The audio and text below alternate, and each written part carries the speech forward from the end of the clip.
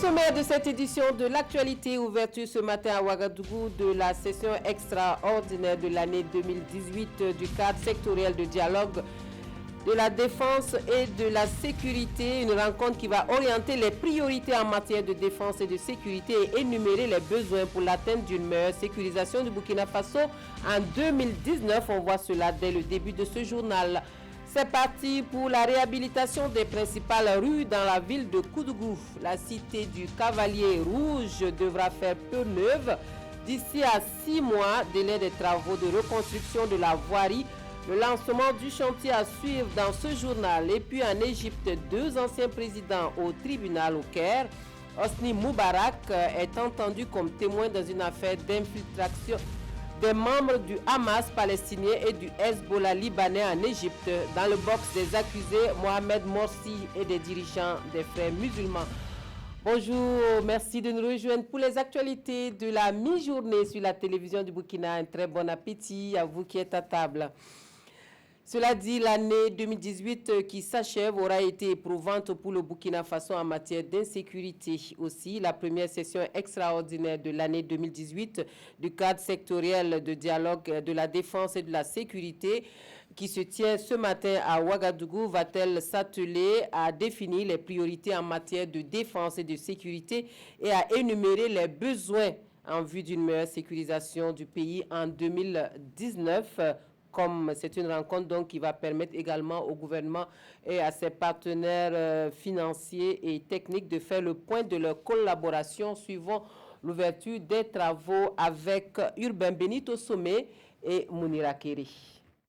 Les défis sont énormes et les moyens sont modestes. Ces mots sont du ministre de la Sécurité à l'entame de cette session extraordinaire du cadre sectoriel de dialogue de la défense et la sécurité. Des moyens modestes, certes, qui n'ont pas empêché que l'accent soit mis en 2018 sur le programme d'urgence pour le Sahel en matière de sécurité. Nous avons en outre engagé d'autres actions, le renforcement des effectifs, surtout dans le nord, le Sahel et l'Est, la création d'une brigade spéciale d'investigation antiterroriste, l'élaboration d'un plan d'investissement public et la mise en œuvre effective de la police de proximité. Clément Sawadgo se réjouit par ailleurs du dynamisme de la coopération entre le Burkina et ses partenaires techniques et financiers, des amis du Burkina toujours à ses côtés pour lutter contre ses ennemis. Je tiens à vous rassurer que nous déployons et que nous allons continuer à déployer les moyens qu'il faut pour vaincre le terrorisme sur notre territoire. Il y va de notre survie, de notre intégrité et de notre avenir. Le peuple du Burkina Faso se battra pour défendre ce qui fait de lui un Burkinabé, c'est-à-dire sa patrie. Cette session va aussi permettre de poser les bases d'une collaboration plus efficace entre le Burkina et les partenaires techniques et financiers. Et selon le chef de file des PTF, les échanges vont leur permettre de comprendre les orientations du Burkina en matière de défense et de sécurité et les priorités de la collaboration pour les 12 mois à venir. Cette bonne nouvelle maintenant pour les populations de Koudougou et environnants. On annonce la réhabilitation des principales rues de la cité du Cavalier Rouge, la capitale du Boulkiemdé, qui fera donc peau neuve d'ici à 6 mois. Foi du ministre d'État auprès de la présidence du Faso, Simon Compaoré, au lancement des travaux hier.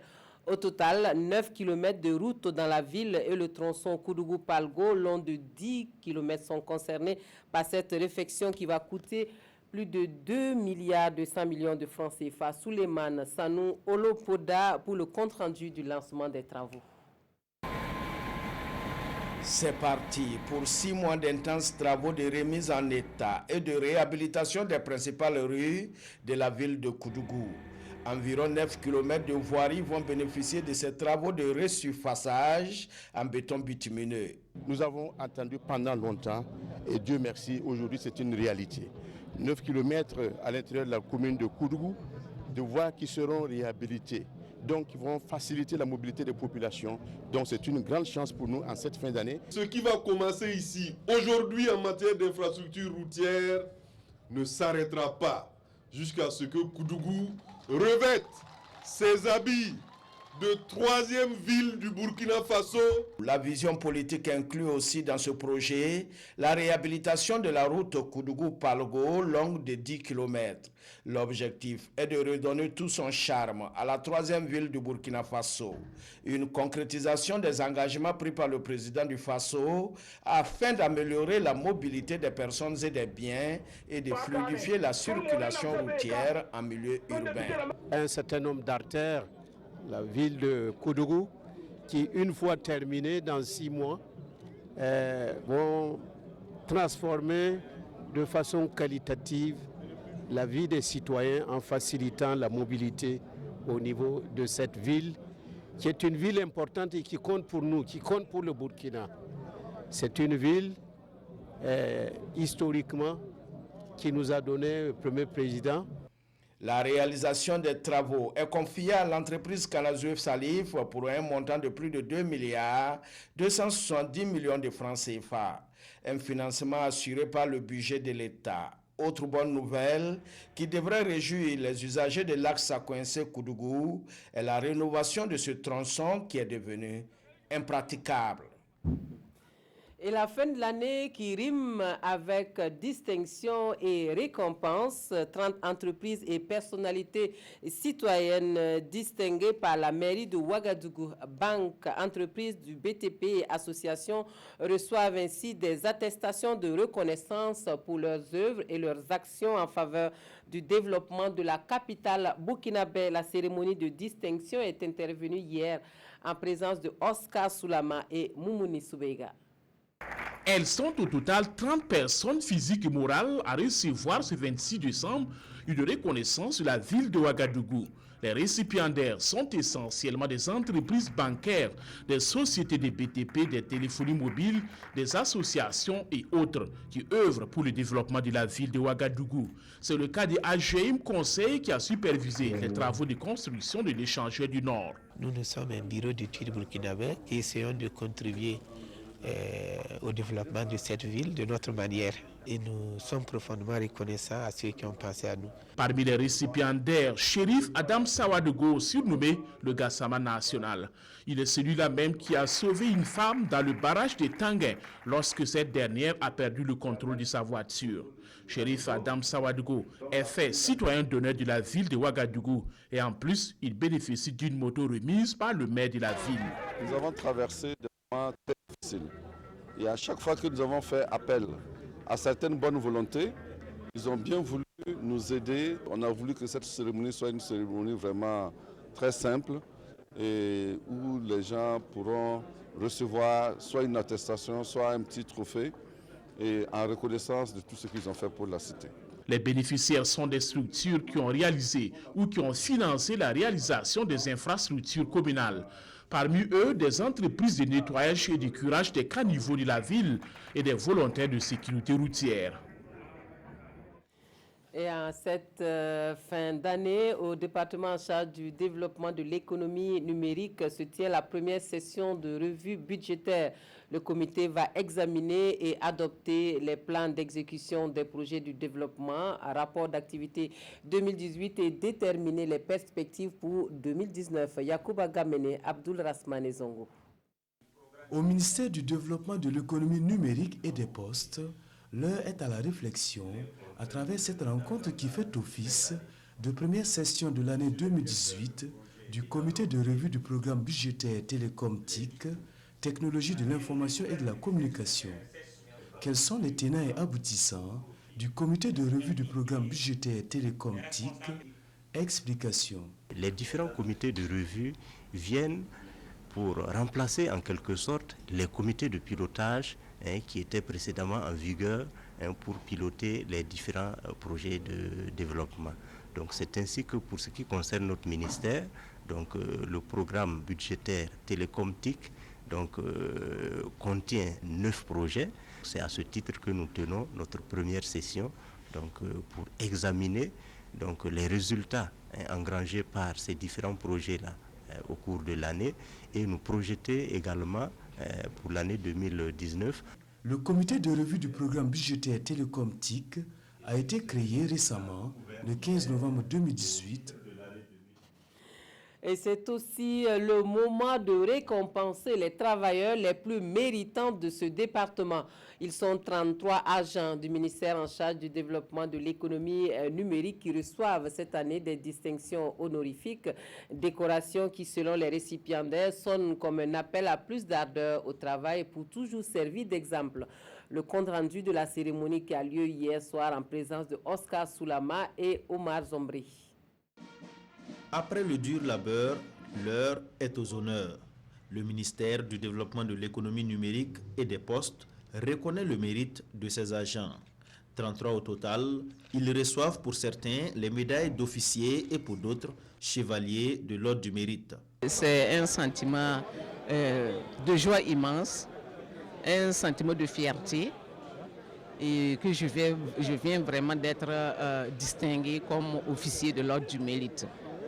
C'est également une invite à redoubler d'ardeur, à faire beaucoup plus d'efforts dans le travail pour encore mériter davantage.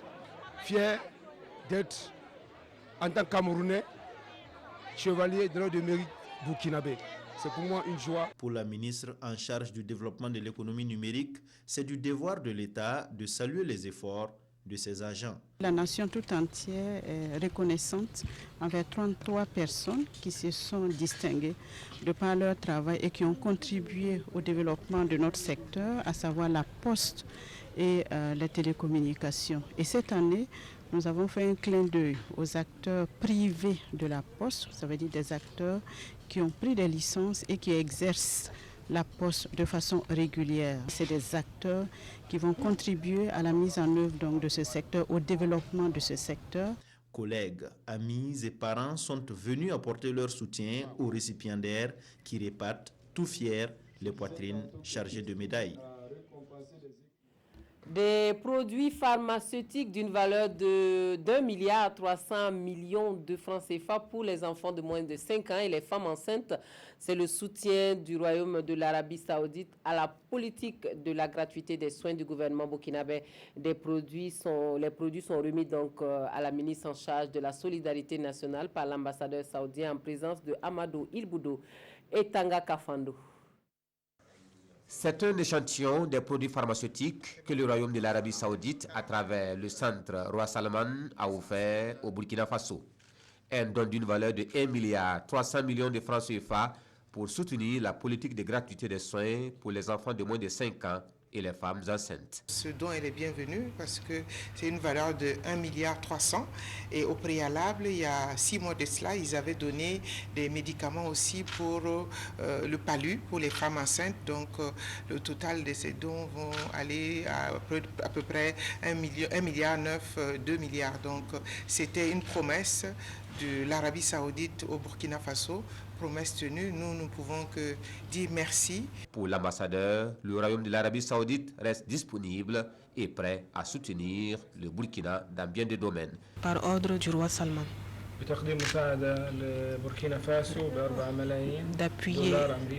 D'appuyer le Burkina Faso et la soutenir avec une aide de 4 millions de dollars américains.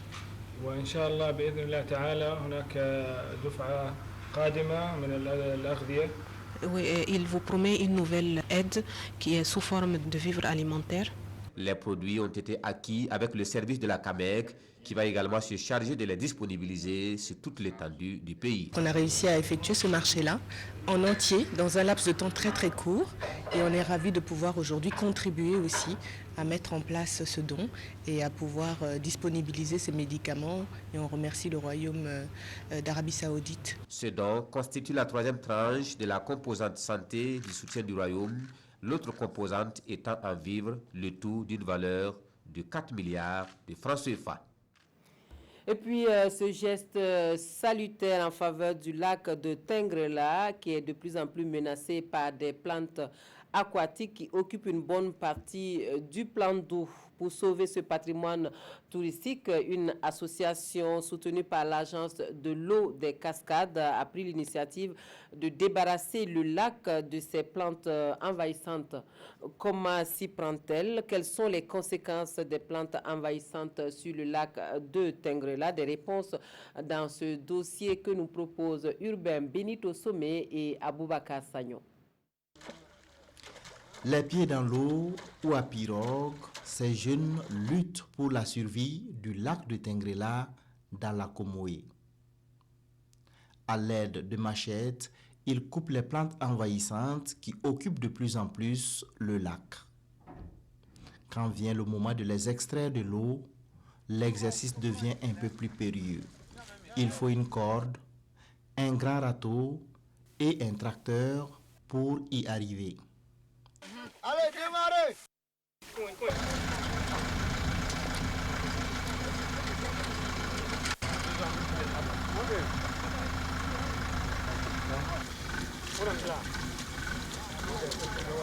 Cette partie-là où nous sommes actuellement, avant ces travaux, on ne pouvait même pas arriver ici. Toute cette partie était occupée par ces végétaux-là. C'est après l'arrachage qu'on a pu dégager cette partie. Et actuellement, quand nous arrivons, on peut facilement rentrer dans l'eau et puis faire un tour.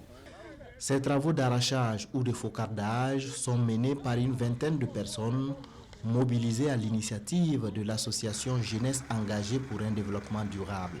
Ce qui nous a poussé à nous intéresser au lac de Tengrela, c'est les problèmes qui minent vraiment le lac là. Parce qu'il y a de cela 7 ans, lorsque nous on arrivait à Banfora, le lac était vraiment accueillant. Et si tu arrives à aller là, c'est compliqué. L'eau tente à se retirer. Donc, vu ces menaces, on s'est dit en tant qu'association, 6 ans à Banfora, pourquoi ne pas mener des activités dans ce sens pour sauver ces lacs. Ces activités sont financées grâce à une taxe parafiscale appelée contribution financière en matière d'eau. Elle est collectée par l'Agence de l'eau des Cascades, dont la principale mission est la protection et la préservation des ressources en eau. Dans un premier temps, nous avons signé un protocole d'un peu plus de 3,5 millions. Ils avaient acheté un certain nombre de matériel qu'ils avaient jugé utile. Et lorsqu'ils ont été confrontés à la difficulté, on a dit que le matériel qu'ils avaient là n'était pas adapté. Donc ils nous ont approchés avec un autre projet et on a mis à leur disposition un peu plus de 4 900 000 pour cette année. Et nous sommes en train de travailler sur un vaste projet pour que l'année prochaine on puisse mettre suffisamment de ressources à leur disposition pour arriver à combattre définitivement cette question-là. Ces plantes envahissantes, principalement composées de tifas, ont un impact négatif sur le lac et sur tout le village de Tengrela. Actuellement, le lac est rempli avec des herbes, donc ça cause beaucoup de problèmes. Même au niveau des pêcheurs, au niveau du village, ça empêche beaucoup de choses. Actuellement, il y a des poissons qui se cachent en dessus de ces herbes, parce que ce sont des herbes flottantes. L'espoir des habitants du village de Tengrela, l'objectif de l'association Jeunesse engagée pour un développement durable et la mission de l'Agence de l'eau des Cascades sont ici les mêmes, œuvrer main dans la main pour redonner vie au lac de Tengrela, l'un des plus grands sites touristiques de la région des Cascades. Un mot de l'actualité hors de chez nous à présent. En Égypte, 2 anciens présidents au tribunal, Hosni Moubarak, témoignent à charge ce 26 décembre dans le procès de Mohamed Morsi et des dirigeants des frères musulmans. Mohamed Morsi et les frères musulmans sont accusés d'intelligence avec des puissances étrangères lors du soulèvement populaire de 2011 qui a forcé Moubarak à désister du pouvoir. Sur ces images, Hosni Moubarak, ancien président égyptien aujourd'hui âgé de 90 ans. Renversé en 2011 à la faveur d'un soulèvement populaire dans le cadre du printemps arabe, il était entendu ce mercredi au Caire comme témoin dans une affaire d'infiltration de membres du Hamas palestinien et du Hezbollah libanais en Égypte. Présent dans le box des accusés, un autre ancien président égyptien, Mohamed Morsi, dont c'était la première apparition publique depuis sa libération en mars 2017. D'après le parquet, le Hamas et le Hezbollah auraient participé début 2011 à un assaut contre des prisons, assauts qui ont permis l'évasion de membres de l'organisation des frères musulmans, dont l'ex-président Mohamed Morsi, détenu et condamné à plusieurs reprises depuis 2013. Hosni Moubarak a demandé l'autorisation de l'actuel chef d'État Abdel Fattah al-Sisi de révéler des informations sensibles. Décès du colonel-major Alain Bonkian, une disparition d'une part de vérité du drame du 15 octobre 1997. Le décès de l'officier est commenté par les quotidiens burkinabés. La revue de presse est signée Vincent Kendrevego. Dossier Thomas Sankara, Alain Bonkian est décédé. La triste nouvelle est à la une du doyen des quotidiens, l'Observateur Palga, qui précise le célèbre officier burkinabé à la crinière poivre et sel et aux lunettes fumées vient de s'éclipser définitivement. L'ex-commandant de la 2e région militaire est décédé moins de 3 semaines après son inculpation par le juge d'instruction dans le dossier Sankara, indique le journal Aujourd'hui au Faso. Bonkian s'en va avec sa part de vérité, renchérit Sidoya, qui précise que l'officier que les forces armées nationales et la nation entière pleurent a été inculpé pour son rôle présumé dans l'expédition punitive sur le camp de Koudougou, 2 jours après l'assassinat du père de la révolution burkinabé. Le journal Le Pays insiste, ce qu'on sait c'est qu'il faisait partie des officiers qui ont dirigé les troupes, qui ont massacré les hommes du capitaine Boukari Kaboré dit le Lion, chef du bataillon d'intervention aéroporté de Koudougou le 15 octobre 1987 et jour suivant. Évidemment, avec son décès, c'est une vérité sur les circonstances de la tuerie du 15 octobre 1987 qui ne sera pas connue, s'alarme l'Express du Faso. Autrement dit, on ne saura jamais si Alain Bonkian fait partie de ceux qui ont commandité ou exécuté le coup d'État du 15 octobre.